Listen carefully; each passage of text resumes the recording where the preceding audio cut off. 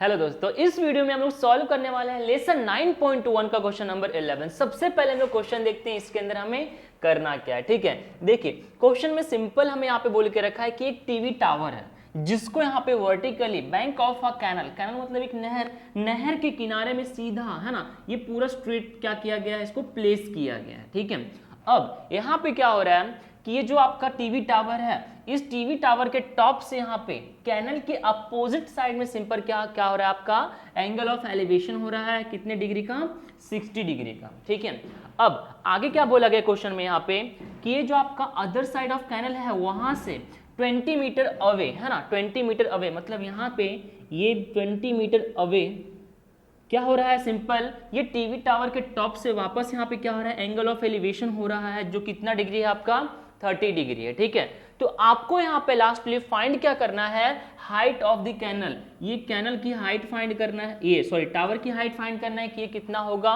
और उसके बाद यहाँ पे विड्थ ऑफ द कैनल, तो कैनल कहाँ तक हमारे पास, यहाँ तक, तो ये टोटल इसका विड्थ कितना होगा, जस्ट हमें यहाँ पे ये फाइंड करना है। ठीक है, तो दो चीज यहाँ पे फाइंड करना है।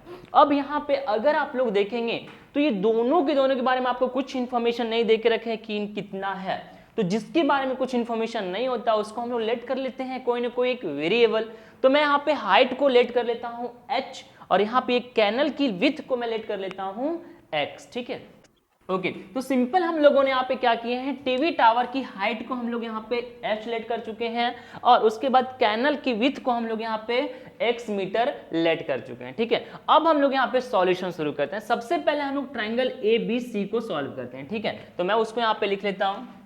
अब ट्राइंगल ABC के अंदर अगर आप चेक करने जाएंगे तो बेस और आपका परपेंडिकुलर है ना, यहाँ पे थीटा के सामने क्या होता है हमेशा, परपेंडिकुलर, तो परपेंडिकुलर और आपका बेस के बारे में आपके वेरिएबल के फॉर्म में क्या है, आपके पास इंफॉर्मेशन है, तो हमें यहाँ पे बेस और परपेंडिकुलर का ही यूज करना है। तो देखिए आप लोग यहाँ पे कौन सा ऐसा ट्रिग्नोमेट्रिक रेशियो जिसके अंदर बेस और परपेंडिकुलर का रिलेशन बन रहा है, तो tan है, तो हम लोग यहाँ पे tan का यूज कर लेंगे, तो tan, और उसके बाद यहाँ पे थीटा हमारे पास कितना है, 60 डिग्री, तो 60 आ गया।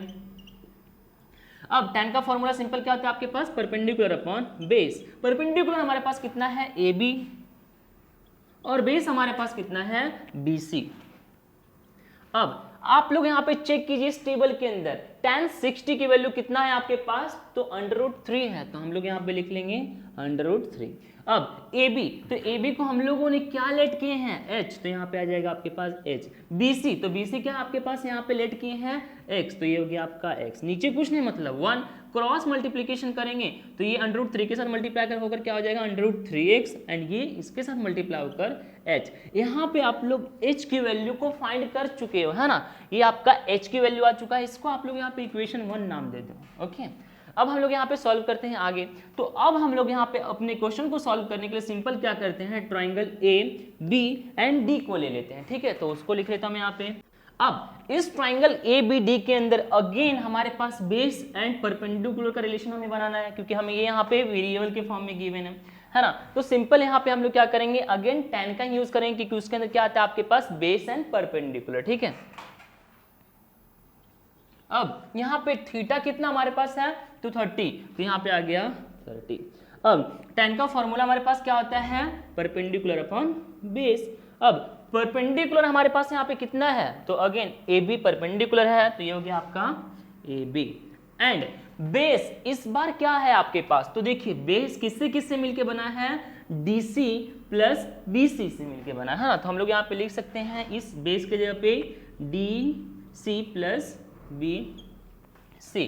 आगे बढ़ते हैं, तो देखिए हम लोग यहाँ पे tan 30, तो tan 30 की वैल्यू चेक कीजिए आप लोग टेबल में कितना है आपके पास, 1/√3, तो ये आ गया आपके पास 1/√3। अब AB, तो AB आपके पास क्या है, हाइट, और हाइट की वैल्यू हम लोगों ने यहाँ पे क्या फाइंड किए हैं, √3x, तो यहाँ पे आ गया आपके पास √3x। अगेन DC, तो DC हमारे पास कितना है 20, तो ये हो गया आपके पास 20, एंड प्लस BC, तो BC हमारे पास कितना है x, तो ये हो गया आपका x। आगे बढ़ते हैं, सबसे पहले हम लोग इसको यहाँ पे लिख लेते हैं। देखिए यहाँ पे अगर आप चेक करेंगे तो ये और ये क्रॉस मल्टीप्लीकेशन होगा, तो ये क्रॉस मल्टीप्लीकेशन जो भी है उसको हम लोग यहाँ पे सॉल्व करते हैं। ठीक है, ओके अब हम लोग सिंपल यहाँ पे क्या करते हैं, क्रॉस मल्टीप्लीकेशन करते हैं। तो यहाँ पे ये इसके साथ मल्टीप्लाई होगा और ये इसके साथ में, तो 20 प्लस एक्स 1 के साथ मल्टीप्लाई होने पे तो उतना ही रह जाएगा 20 प्लस एक्स।